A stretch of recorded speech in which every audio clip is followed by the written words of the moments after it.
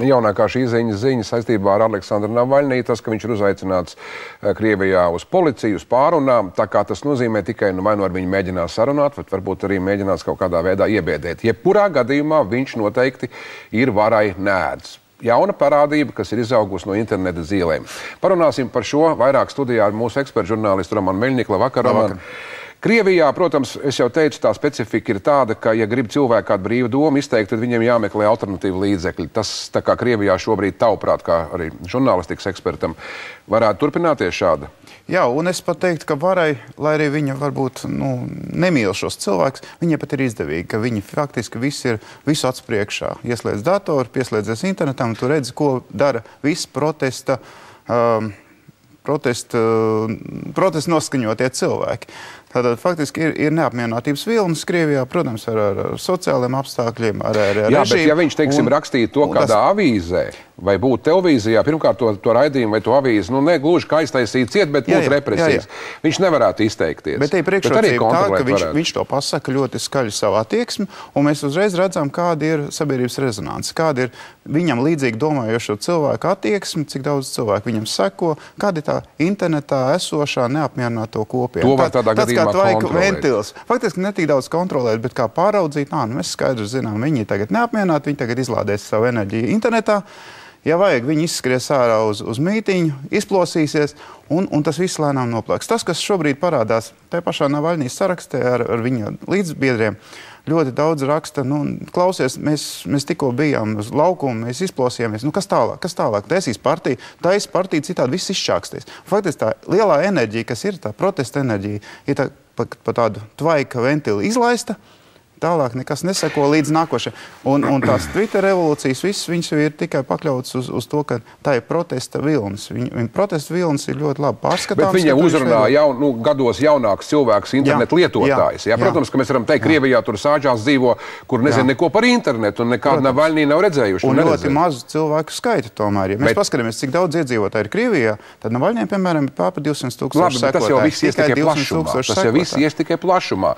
Mēs šobrīd, manuprāt, tas jautājums... Plašumā tas ies, ja būs iemesls kaut kādam sociālām spriedzei. Spriedzi ilgi nevar noturēt.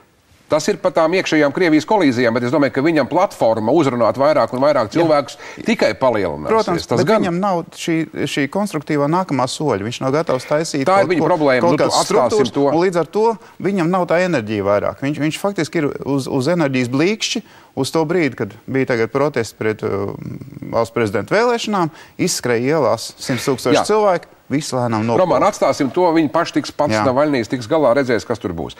Bet mani šis fenomens interesē vairāk. Tas nozīmē, ka mēs esam liecinieki tam, kā šobrīd, negribētos teikt, ka lēnām mirst, varbūt pat es esmu arī tādus viedokļus dzirdējis, vecā žurnālistikas sistēma. Parādās jauni personāži, blogeri, visādi twitterotāji, kur to visu var ātrāk, bet kā ir Latvijā? Tu pats arī raksti šīs internetu dienas grāmatas vai blogus, blogosfērā atrodies. Tu varbūt pārzini vairāk to visu. Kā tas ir Latvijā? Mēs arī to vērojam, ka ir sociāli aktīvi cilvēki, kas raksta, un vai viņi var veidot dienas kārtību mūsu politiķiem?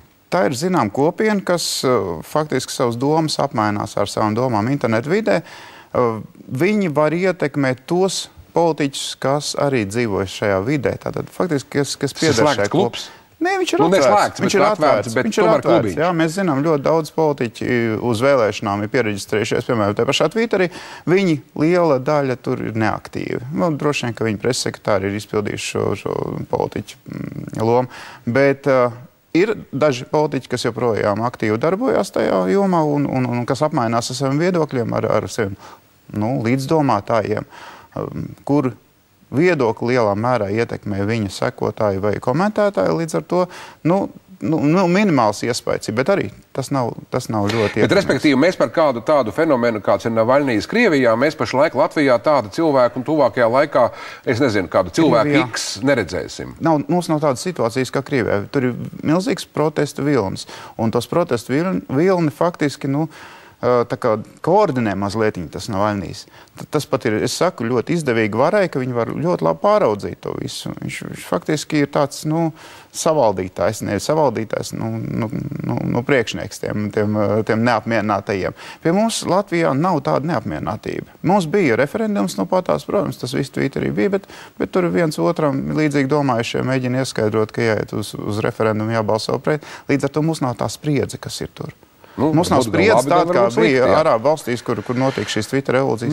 Mēs esam par to stāstījuši. Mums ir mierīgāka situācija šobrīd. Tieši, ka caur tām jaunajām komunikācijas sistēmām tiek arī organizētas. Vai tieksim neorganizētas, bet vadītas, lielā mērā vadītas un organizētas. Vai tā ir vara vai opozīcija, kas faktiski izmanto Twitter un blogus un sociālos tīklus kā instrumentu. Īsāk sakot, mums vēl ir daudz kas priekšā, mūs sagaida. Viss atkarīgs no mūsu politiskās situācijas. Jā, varbūt, ka labi, ka nav mums tāda kā Aleksandrs Navaļnijs, jo it kā nav vajadzības, bet gan jau tā vieta tukša nepaliks, un kaut kā jau jaunās tehnoloģijas attīstās, arī tur cilvēki organizējās un pašorganizējās. Paldies Romanam Meļņikam, es teikšu.